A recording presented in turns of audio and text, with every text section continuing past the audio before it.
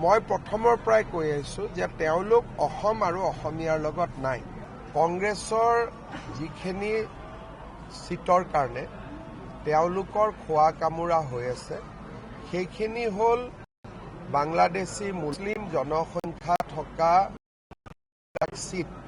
সেইবিলাক সিটতহে তেওঁলোকৰ খোৱা কামোৰা চলি আছে।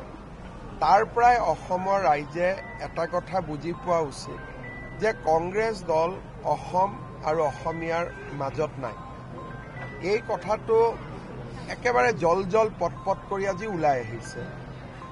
অখিল গগৈৰ লগতো কাজিয়া কোনকেইটা সিটক লৈ লাগি আছে?